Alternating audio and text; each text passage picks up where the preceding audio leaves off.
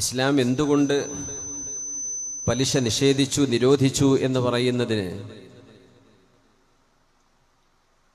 വളരെ മനോഹരമായ ഇസ്ലാമിൻ്റെ കാഴ്ചപ്പാടുകൾ മഹാന്മാർ വിവരിച്ചിട്ടുണ്ട്. എന്തുകൊണ്ട് ഒരാൾക്ക് വേണമെങ്കിൽ എനിക്കൊരു കുഴപ്പമില്ലല്ലോ ബാങ്കിന് പലിശ കൊടുക്കാൻ, എനിക്കിഷ്ടമാണ്, ഞാൻ പൊരുത്തപ്പെട്ട് കൊടുക്കുകയാണ് ബാങ്കിന്, അതിന് ഹറാമുണ്ടോ എന്ന് ചോദിച്ചാൽ അതും ഹറാമ് തന്നെയാണ്. എന്തുകൊണ്ട് എന്ന് വെച്ചാൽ അല്ലാഹു സുബ്ഹാനഹു വ തആല സംവിധാനിച്ച ഒരു നിയമത്തെ നമുക്കായിട്ടങ്ങ് സാങ്ഷൻ ചെയ്യാനുള്ള അധികാരമില്ല എന്നതാണ്. ഒരു പാവപ്പെട്ടവനൊരു ദുരിതം വരുമ്പോൾ, ഒരു പ്രയാസം വരുമ്പോൾ അത് മുസ്ലിമീങ്ങൾ കൂട്ടായി അവരെ സഹായിച്ച് പരിഹരിക്കേണ്ടതാണ്. ഒരു മനുഷ്യന്റെ ദൗർബല്യം, ഒരു മനുഷ്യന്റെ നിസ്സഹായാവസ്ഥയെ നിങ്ങൾ ചൂഷണം ചെയ്യരുത്. ഇതാണ് ദീൻ പറയുന്നത്. ഒരാൾക്ക് പൈസ ആവശ്യമുണ്ട്, പലിശക്ക് തന്നാലും ഇല്ലെങ്കിലും അയാൾക്കത് ആവശ്യമുണ്ട്. നിർബന്ധ സാഹചര്യം അങ്ങനെയാണെങ്കിൽ പലിശയെങ്കിൽ പലിശ കിടക്കട്ടെ എന്ന് വിചാരിച്ചൊരു മനുഷ്യൻ നൽകുന്നത് ഒരുപക്ഷെ അള്ളാഹുവും അവരും തമ്മിലുള്ള അവരുടെ ബന്ധം, അല്ലെങ്കിൽ എന്താണ് റബ്ബിന്റെ മുമ്പിൽ അവർക്ക് പറയാനുള്ള കാരണം, അത് വെച്ച് അള്ളാഹുവിനെ ചോദ്യം ചെയ്യും, അതിന്റെ വിചാരണ നടക്കും. പക്ഷേ ഒരു മനുഷ്യന്റെ നിസ്സഹായാവസ്ഥയെ മുതലാളിമാർ ചൂഷണം ചെയ്യാൻ പാടില്ല. സൗഹൃദ ബുദ്ധിയാ സഹായിക്കേണ്ടവരാണ്. അതിനാണ് കടം കൊടുക്കുക എന്ന് പറയാ. കടം കൊടുക്കുന്ന ആളുകൾ അവര് എത്ര കാലം ആ കടം അവർക്ക് തിരിച്ചു കിട്ടാതെ ലേറ്റായി പോകുന്നുണ്ടോ അത്രയും കാലം അവർ ആ കൊടുത്ത സംഖ്യ ദാനം ചെയ്തതിന്റെ കൂലി ഓരോ ദിവസവും അള്ളാഹു നൽകുമെന്നാണ്.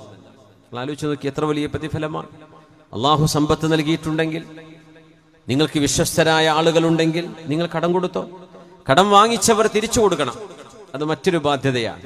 ഇന്ന് കടം കൊടുത്ത ആൾക്ക് പേടിയും വാങ്ങിച്ച ആൾക്ക് ഒരു പേടിയില്ലാണ്ട് നടക്കുന്ന കാലമാണ്, അല്ലെ? കൊടുത്ത ആൾ എന്റെ പൈസ തിരിച്ചു തരാനായില്ലേ എന്ന് ചോദിച്ചാൽ, അതും അവധി കഴിഞ്ഞ് കൊല്ലം കഴിഞ്ഞിട്ടുണ്ടാവും, ചോദിച്ചാൽ പിന്നെ ഈ കൊടുത്തോനെ നെഞ്ചത്ത് കയറുന്ന കാലമാണ്, അല്ലെ?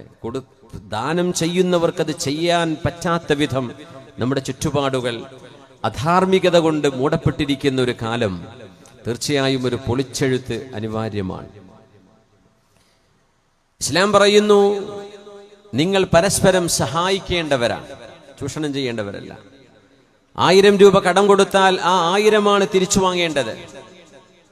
എനിക്ക് 1100 വേണം എന്ന് ഡിമാൻഡ് ചെയ്യുകയോ ആവശ്യപ്പെടുകയോ സൂചന നൽകുകയോ ചെയ്യുന്നത് പോലും പലിശയാണ്. അത് നമ്മൾ ഇഷ്ടപ്പെട്ടാൽ ഇല്ലെങ്കിലും പലിശയാണ്. അള്ളാഹു ഹറാമാക്കിയത് നമുക്കിങ്ങനെ സാങ്ഷനാക്കാൻ പറ്റും? സ്വർണത്തിന്റെ മാറ്റക്കച്ചവടം അങ്ങനെയാണ്.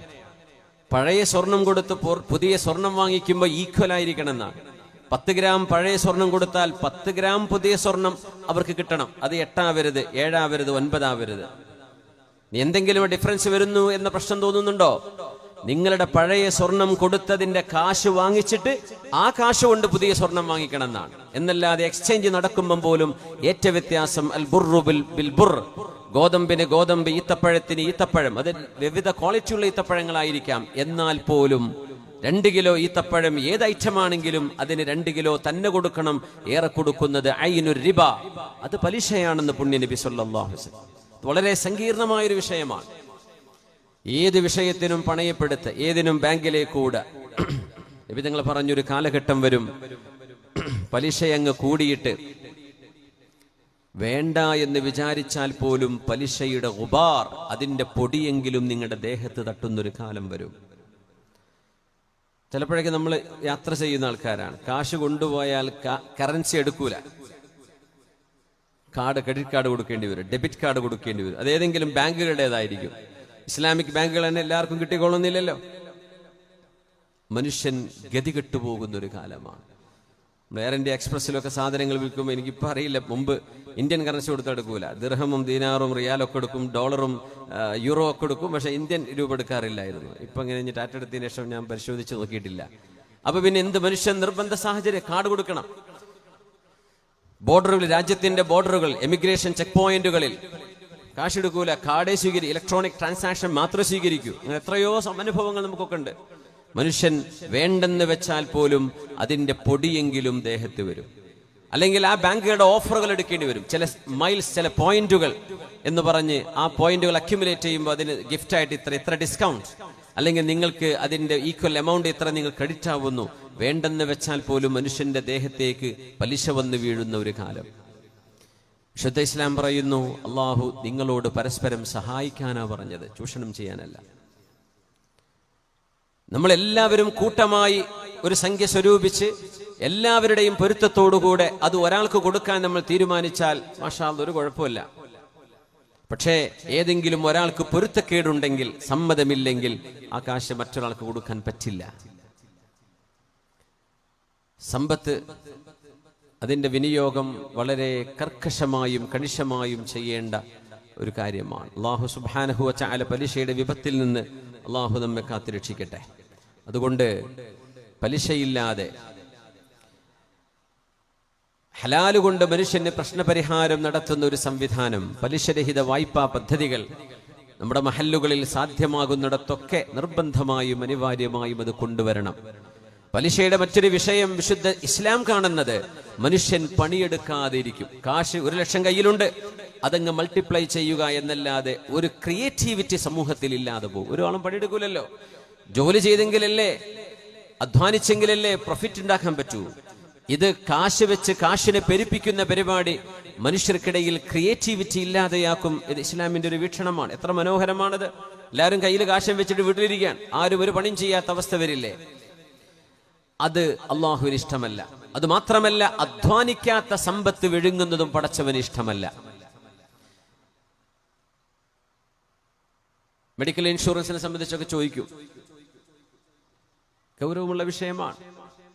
മെഡിക്കൽ ഇൻഷുറൻസ് നിങ്ങൾ സ്വീകരിക്കുമ്പോൾ ഒരുപക്ഷെ നിങ്ങൾക്ക് ഒരു രോഗവുമില്ലാതെ 1 വർഷം കഴിഞ്ഞു പോയേക്കാം. നിങ്ങൾ അടക്കുന്ന പൈസ, നിങ്ങളുടെ അതിന്റെ എമൗണ്ട് എത്രയാണോ, നിങ്ങൾ 5,000-നോ 10,000-നോ 50,000-നോ ഒരു പോളിസി നിങ്ങൾ എടുത്തു എന്ന് വിചാരിക്കുക. ഒരുപക്ഷെ നിങ്ങൾക്ക് ആശുപത്രി പോകേണ്ട കാര്യമൊന്നും വരില്ല.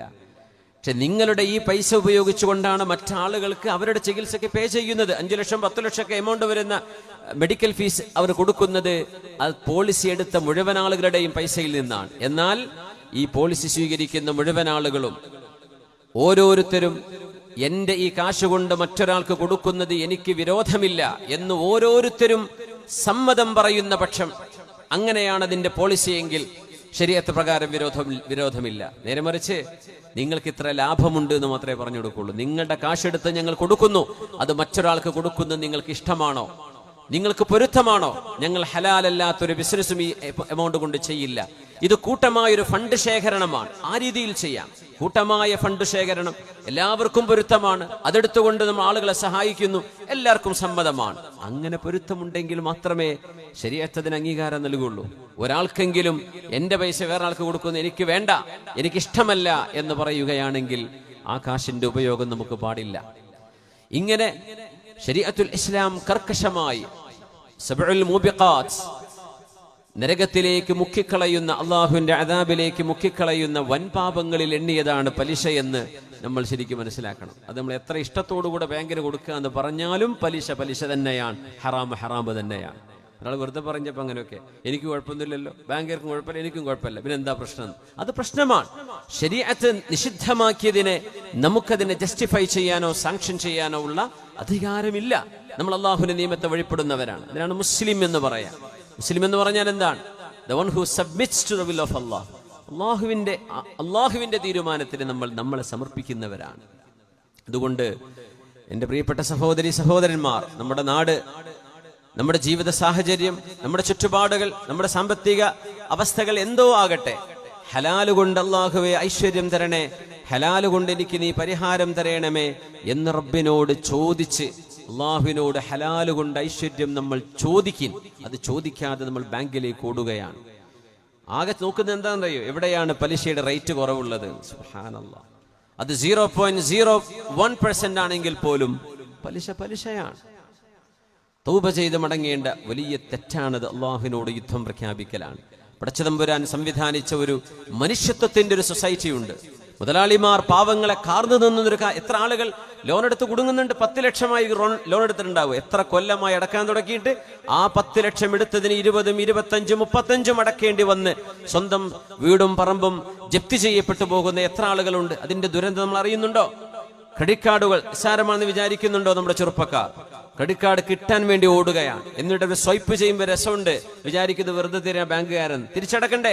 അടക്കാൻ പറ്റാതെ ഡീഫോൾട്ടായിട്ട് കുടുങ്ങിയിട്ട് പലിശക്കുമേൽ പലിശ വന്ന് കിട്ടുന്ന വരുമാനം മുഴുവനും ബാങ്കിൽ കൊണ്ടുപോയി കെട്ടിവെച്ചിട്ട് പോലും തീരാ ദുഃഖം അനുഭവിക്കുന്ന എത്രയോ ആളുകൾ ഈ ഉമ്മത്തിലുണ്ട്. ഉമ്മത്തല്ലാത്തവരിൽ നമ്മുടെ രാജ്യത്തുണ്ട്, ലോകത്തുണ്ട്. എത്ര രാജ്യങ്ങൾ ബാങ്ക്രപ്റ്റായി, എത്ര സംവിധാനങ്ങൾ ബാങ്ക്രപ്റ്റായി. മനുഷ്യന് ചെയ്യാൻ പറ്റില്ല ഇത്. ഈ പലിശ സംവിധാനം മനുഷ്യനെ കാർന്നു തിന്നുന്ന വിഷമാണ്. ഇത് നമ്മളെങ്കിലും തിരിച്ചറിയണം. ഏതെങ്കിലും ഒരു ഫൈനാൻഷ്യൽ സംവിധാനത്തെ പൊളിക്കുകയോ തകർക്കുകയോ അല്ല നമ്മൾ പറയുന്നത്. മനുഷ്യത്വം കാണിക്കണം.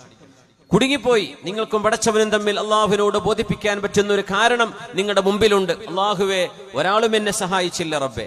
ഞാൻ പലരോടും ചോദിച്ചു, പലരോടും ഞാൻ കൈനീട്ടി, ആരും എന്നെ സഹായിക്കാൻ മുന്നോട്ട് വന്നില്ല റബ്ബേ. എന്റെ മുമ്പിൽ ഒരു ബാങ്കിനെ സമീപിക്കുകയോ പലിശയ്ക്ക് പൈസ വാങ്ങുകയോ മാത്രമായിരുന്നു റബ്ബേ എന്റെ മുമ്പിലുണ്ടായിരുന്ന പരിഹാരം എന്ന് റബ്ബിനോട് നിങ്ങൾക്ക് ബോധിപ്പിക്കാൻ പറ്റുന്ന ഒരു സാഹചര്യത്തിൽ മാത്രമേ മുസ്ലിമിന് അതിലേക്ക് പോകാൻ പറ്റുള്ളൂ. ഹറാം ഹലാലാകുന്ന സമയങ്ങളുണ്ട്, അത് നിർവചിക്കാൻ പറ്റാത്ത കാരണങ്ങൾ. അത് നിങ്ങൾക്കും പടച്ചോനെ പറയാൻ പറ്റൂ. അല്ലാഹു സുബ്ഹാനഹു വ തആല ഈ മഹാവിപത്തിൽ നിന്ന് നമ്മൾ അല്ലാഹു കാത്തുരക്ഷിക്കട്ടെ. ആമീൻ യാ റബ്ബൽ ആലമീൻ.